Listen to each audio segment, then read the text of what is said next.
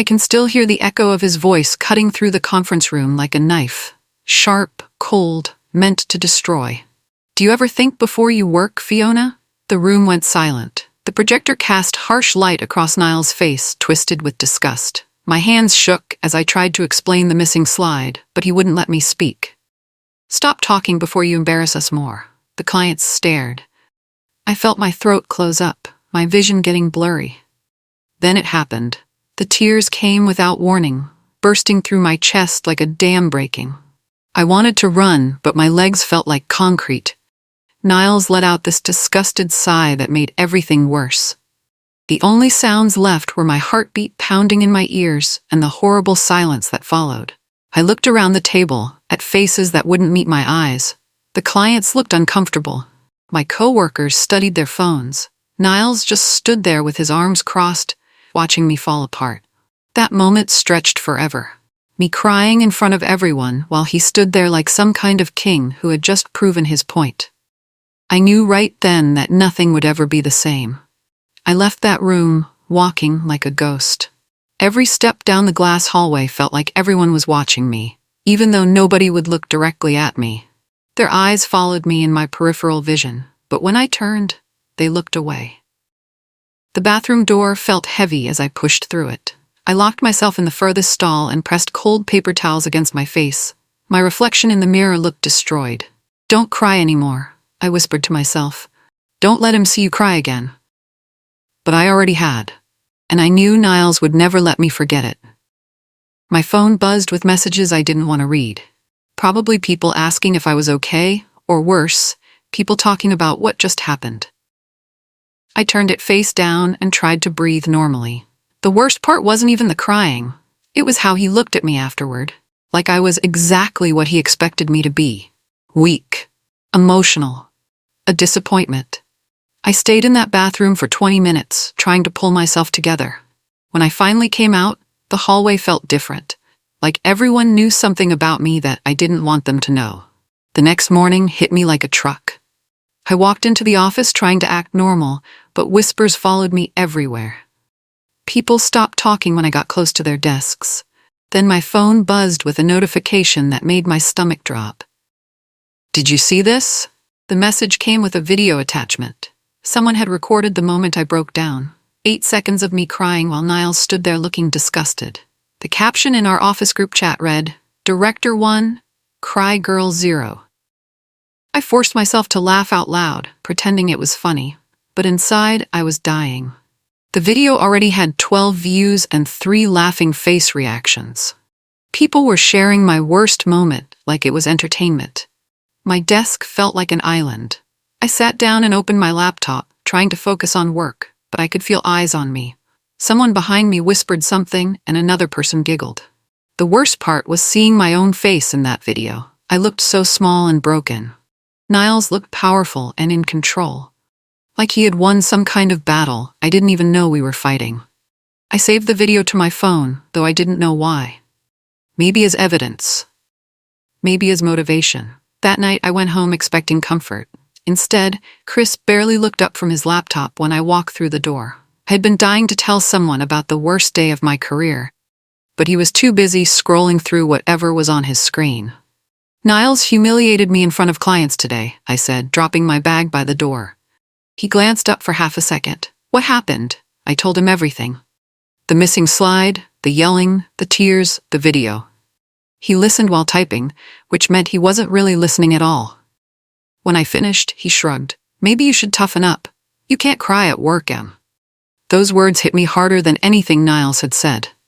This was my boyfriend, the person who was supposed to be on my side no matter what, and he was blaming me for being human. "I didn't mean to cry," I said quietly. "But you did, and now people think you're weak." I stared at him, realizing I was living with someone who saw me the same way Niles did. Someone who thought my pain was my fault. That night, I slept on the couch. It felt more honest than lying next to someone who didn't understand me. I started staying late at the office, partly to avoid going home and partly because Niles had given me extra work to make up for the presentation disaster. The building got quiet after 6, with just the cleaning crew making their rounds. That's when I met Wesley, the night janitor. He was probably in his 60s, with kind eyes and hands that looked like they had seen decades of honest work. He always nodded when he passed my desk, but that night he stopped. "Working late again?" he asked, emptying my trash can.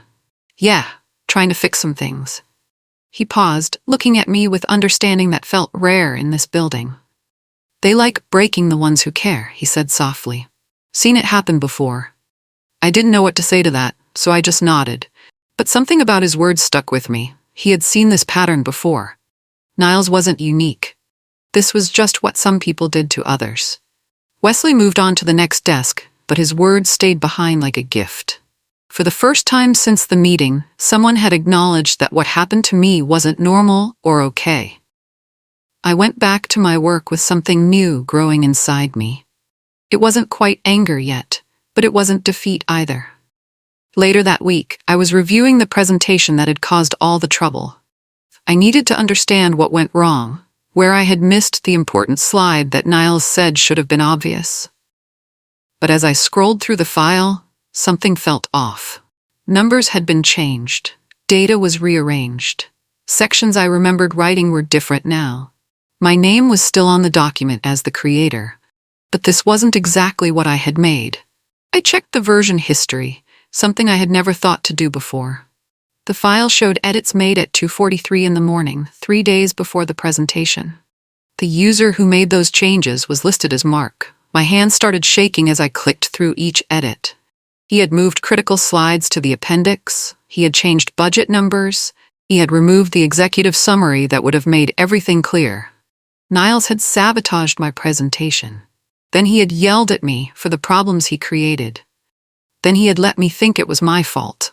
I sat there staring at the screen, feeling stupid and angry and relieved all at once. Stupid for not checking earlier, angry at what he had done. Relieved that I wasn't actually incompetent. I took screenshots of everything, not sure what I would do with them, but knowing I needed proof. The next morning, Niles called me into his office. He was wearing his fake smile, the one he used when he wanted something, or when he was about to say something terrible in a nice voice. "About yesterday," he started, leaning back in his chair like we were old friends. "Don't take it personally. You're emotional, and that's fine. Just don't let it affect the work." He slid a coffee across his desk toward me like it was some kind of peace offering, like caffeine could fix what he had broken. "We all have bad days," he continued. "The important thing is learning from them." I smiled and took the coffee, even though I wanted to throw it at his face. "Thank you for understanding," I said, making my voice as sweet as possible. Inside, something was changing. The same part of me that had cried in that meeting was hardening into something else, something that could smile while planning. "I've learned a lot," I told him, and that was the first completely honest thing I had said in his office in months.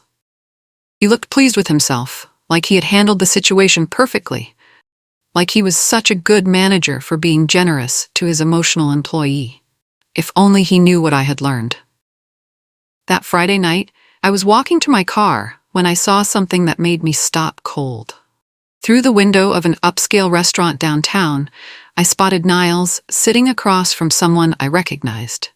Tommy Hutchinson, the creative director from our biggest competitor. They were deep in conversation, papers spread across the table between them. Niles was gesturing enthusiastically, the same way he did when he was excited about an idea. Tommy was taking notes. I moved closer to the window, staying in the shadows. Niles pulled out a folder and showed Tommy something that made him lean forward with interest. Even from outside, I could tell this wasn't a casual dinner between friends. My stomach twisted as I realized what I was seeing. Niles was pitching our strategy, the same campaign ideas I had developed before he destroyed them in that presentation. He was selling my work to our competition. I took pictures through the window with my phone, my hands shaking with anger. This wasn't just workplace bullying anymore. This was theft. This was betrayal on a level I hadn't imagined possible. When I got home, Chris was already asleep. I sat in the kitchen looking at the photos, planning what to do next. Niles thought he was so clever, but he had no idea that I was watching. That weekend, I finally told Chris everything. The sabotaged presentation, the screenshots, seeing Niles with our competitor. I thought he would be angry on my behalf, or at least understand why I was so upset. Instead, he shrugged while making breakfast. That's how business works, Em. You're not going to win by crying over it. Something inside me snapped cleanly in half. I'm not crying, I said quietly. I'm planning. He looked at me like I was being dramatic. Planning what? You can't prove anything, and even if you could, you'd just look like a troublemaker. That night, while he was watching television, I packed his things into boxes. All of them. His clothes, his books, his stupid collection of bottle caps. Everything. When he found the boxes by the door the next morning, he thought I was joking. Are you serious? He asked. Completely, I said, handing him his keys. He tried to argue, but I was done listening to someone who thought my pain was weakness and my anger was pointless. The door felt lighter when I closed it behind him. For the first time in months, my apartment felt peaceful. Like I could finally think clearly without someone telling me I was wrong for feeling hurt. Monday morning, Niles called me into his office with that fake smile again. But this time, there was something different in his eyes. Something that looked like a test. I'm giving you a chance to prove yourself, he said, sliding a thin folder across his desk. Mini campaign for the Babcock account. 48 hours. Show me you can handle real responsibility. I opened the folder and my heart sank. The timeline was impossible. The budget was tiny. The requirements were contradictory. Everything about this project was designed to fail. This seems challenging, I said carefully. That's the point. If you can't handle pressure, maybe you're in the wrong department. He was setting me up to fail again. This time publicly, with a real client, so he could justify getting rid of me entirely. The crying incident had been the first step. This was the finish line. When do you need the preliminary concepts? I asked. Wednesday morning. Don't disappoint me again. I walked out of his office with the folder, my mind racing. Niles thought he was ending my career, but he had just given me the perfect opportunity to end his instead. This time, I was ready for his games. This time, I had a plan. I worked through the night, fueled by coffee and determination.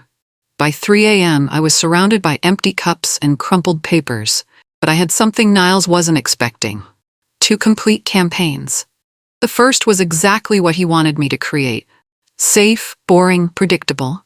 The kind of campaign that would satisfy the basic requirements but wouldn't impress anyone. The kind that would let him say I tried my best but just wasn't good enough.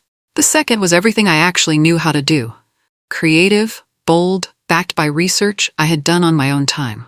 The kind of campaign that could win awards if someone gave it a chance. My hands were shaking from exhaustion, but I wasn't tired. I was electric with possibility. At 4 a.m., I sent the safe version to Niles with a note saying I hoped it met his expectations. Then I saved the real version to my personal drive and went home to shower and change. Niles thought he knew exactly what would happen at Wednesday's meeting. He was about to learn that underestimating people was a dangerous game. I had spent months letting him control the narrative. Wednesday was my turn to surprise him. Tuesday afternoon, my email chimed with a message that changed everything. It was from Heidi Babcock herself, the client we were pitching to. Fiona, I saw your preliminary concepts and I'm intrigued by the direction you've taken. Could we set up a call to discuss some alternative approaches? I have some ideas that might align better with what you've started here. I read the message 3 times, confused. I hadn't sent her anything. The only version I had submitted was the safe one, and that had gone directly to Mark. Then it hit me. Someone else had forwarded my real campaign to the client. Someone who had access to the files and knew which version was actually good. I looked around the office, wondering who my anonymous ally was. Whoever it was had just given me the opening I needed. I called Heidi back immediately. She was enthusiastic, full of ideas that built on my creative concepts. She wanted to see the full presentation as soon as possible. Would tomorrow work? She asked. Absolutely, I said, my heart racing. I'll have everything ready. Niles had no idea what was about to hit him. By tomorrow, his little test would become my opportunity to shine. Wednesday morning arrived like Christmas, and a final exam rolled into one. Niles strutted into the conference room, expecting to watch me fail in front of our biggest potential client. Instead, Heidi Babcock walked in asking specifically for me. "I'd like Fiona to present," she told Mark. "We've been discussing some exciting directions for this campaign." Niles's confident smile flickered for just a moment. "Of course. Fiona will present her concepts, and I'll provide strategic oversight." But Heidi wasn't interested in strategic oversight. She wanted to hear my ideas, ask my opinions, understand my thinking. For 45 minutes, I presented the campaign I had really wanted to make. The room was silent except for my voice and the scratch of Heidi's pen as she took notes. When I finished, she smiled. "This is exactly what we need. When can you start?" Niles tried to jump in. "We'll need to discuss timeline and resources." "I'm sorry," Heidi interrupted. "I was asking Fiona." The room felt electric. I had just landed our biggest client of the year, and everyone knew it, including Mark, whose face was turning an interesting shade of red. "We can start immediately," I said, looking him directly in the eyes. For once, I wasn't afraid of what he might do next. After the meeting, something shifted in the office atmosphere. People who had avoided me since the crying incident started stopping by my desk. Not obvious support, but subtle nods, quiet, good job comments, knowing looks when Niles walked by. It was like they had been waiting to see if I would fight back or just disappear. Now they knew. But Niles wasn't giving up. If anything, success had made me a bigger threat. That afternoon, he sent me an email with 17 urgent tasks that needed to be completed by the end of the week. Busy work designed to bury me. I forwarded the email to Wesley, the janitor who had become my unlikely advisor. He couldn't respond officially, but when I stayed late that night, he stopped by my desk. "Building's been here 40 years, he said quietly. "Seen a lot of people try to break good ones. Usually doesn't work out the way they expect." He moved on to empty the next trash can, but his message was clear. This wasn't my first battle, and it wouldn't be my last. But I wasn't fighting alone. The next morning, 3 of the urgent tasks had mysteriously been completed by anonymous volunteers. Sometimes help comes from unexpected places. The following week, corporate announced a new major campaign. The Renly Group wanted to rebrand their entire company, and they were looking for fresh creative leadership. It was the biggest project our agency had seen in years. Niles immediately assigned himself as lead, of course. But when the clients came in for the initial meeting, they had a specific request. "We'd like to work with the team that handled the Babcock account," the Renly CEO said. "Specifically, we'd like Fiona to be our primary contact." Niles's jaw tightened, but he couldn't argue with the client's direct request. "Fiona will be involved, naturally. She'll report to me since this project requires senior-level oversight." "We understand," the CEO said politely, "but we'd prefer to have Fiona lead the creative direction." I sat there trying not to smile as Niles's carefully laid plans crumbled around him. The clients weren't just being polite. They had done their research and specifically wanted to work with me. "Of course," Niles said through gritted teeth. "Fiona will handle the creative aspects while I manage the overall strategy." But we all knew who was really in charge now, and Niles knew it too. The next morning, I found an envelope on my desk with no return address. Inside were screenshots of email conversations I had never seen before. Conversations between Niles and our competitors. Conversations about stealing client strategies. Conversations about using other people's work.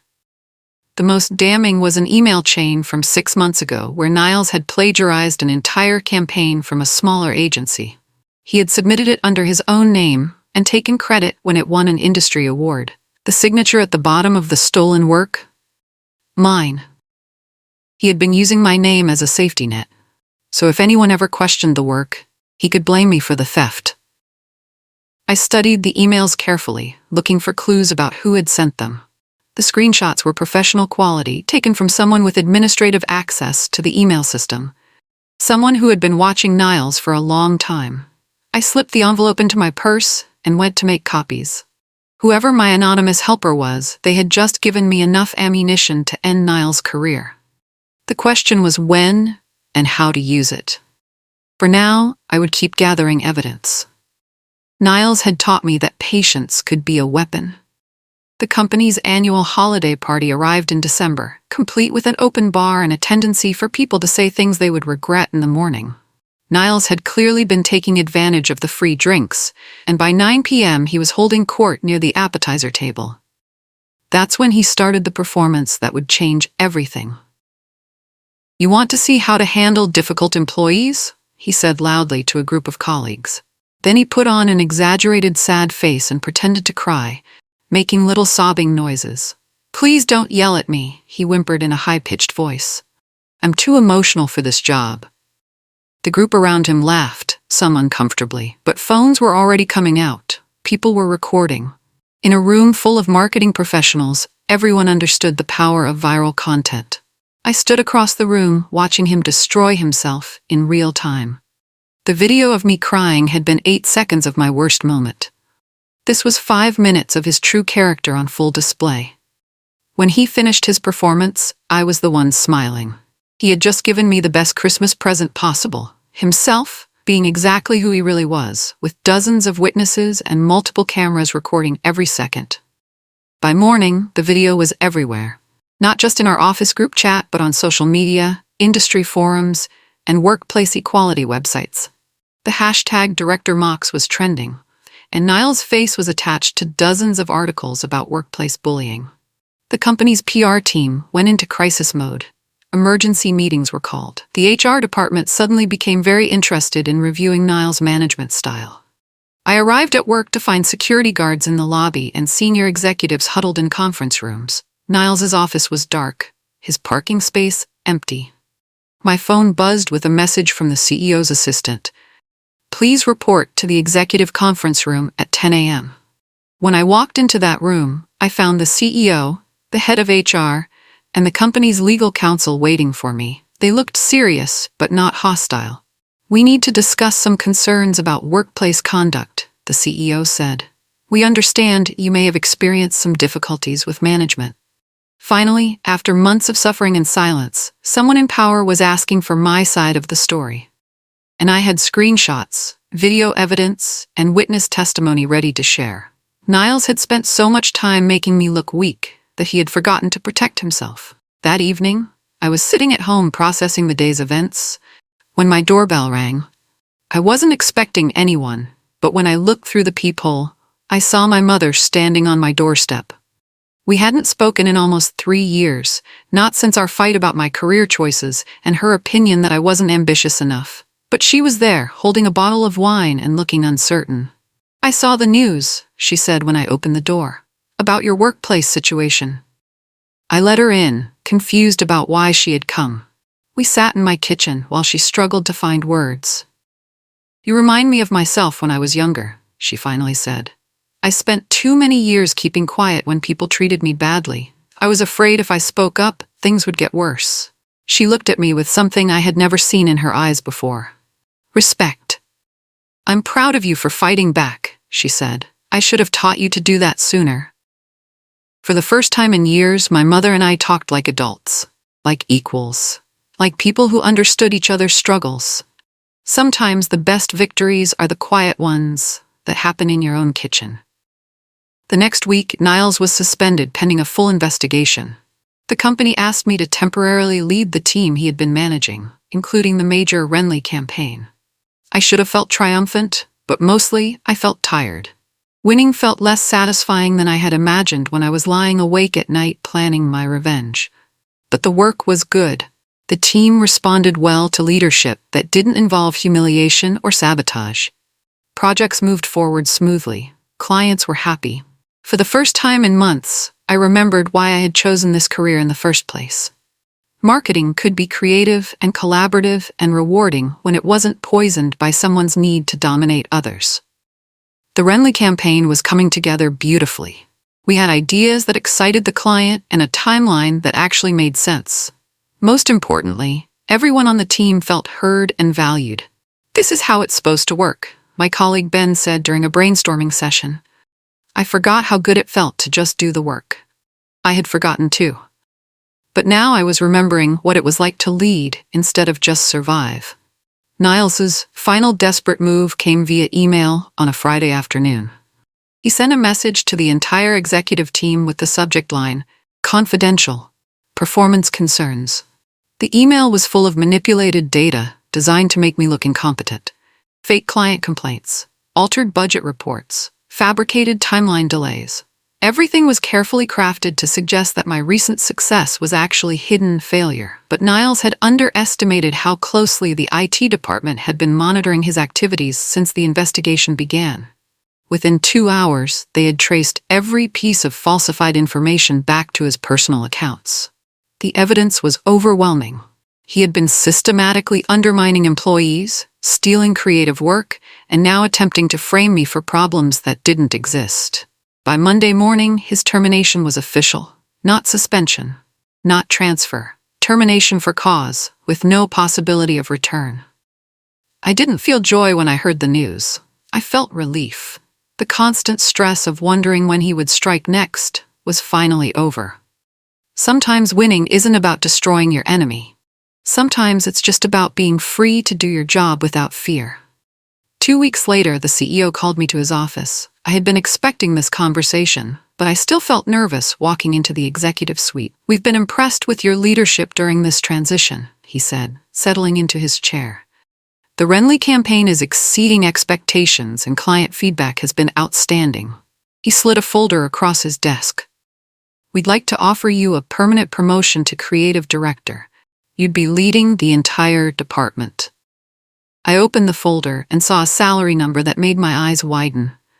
More than double what I had been making, plus benefits, plus a budget for my own team, plus the respect that came with a senior title. "There's one condition," he continued.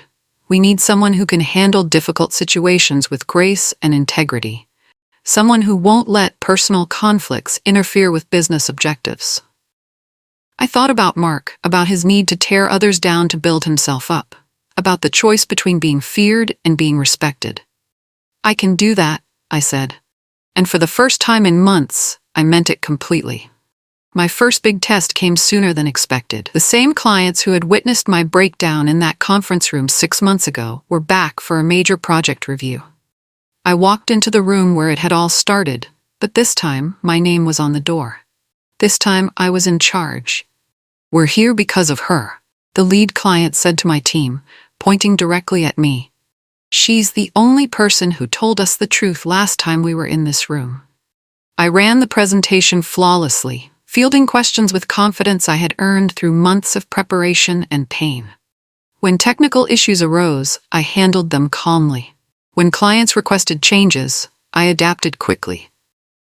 But the best moment came when Niles walked by the conference room. He had been trying to get meetings with former clients, attempting to rebuild his reputation. When he saw me leading the presentation, he stopped and stared through the glass. Our eyes met for just a moment. I didn't smile or gloat. I just looked at him steadily, then turned back to my work. He walked away quickly, and I never saw him in the building again. Sometimes the most powerful statement you can make is simply being successful without them. 6 months after that awful day when I cried in front of everyone, I was back in the same conference room. But everything had changed. The Renly campaign had won 3 industry awards. My team had grown from 5 people to 12. Client retention was at an all-time high, but the real victory was smaller and more personal. I was no longer afraid of speaking up in meetings. I trusted my own judgment. I had learned the difference between being emotional and being passionate. The presentation that day was for our biggest potential client yet. As I spoke, I felt confident and calm. The work was good. The strategy was solid. The team believed in what we were building together. When we finished, the silence that followed felt different from that horrible moment months ago. This time, it was the silence of people thinking, processing, getting excited about possibilities. "When can we start?" the client asked. I looked around the table at my team, then back at the client. "We already have," I said. Sometimes revenge isn't about destroying someone else. Sometimes it's about building something so good that their absence becomes irrelevant. A year later, I was cleaning out old files when I found the folder Niles had given me that day. The impossible campaign with the 48-hour deadline. The test that was designed to make me fail. I laughed, remembering how terrified I'd been of not meeting his expectations. Now I had a department full of people whose success was my responsibility, and failure was just another word for learning opportunity.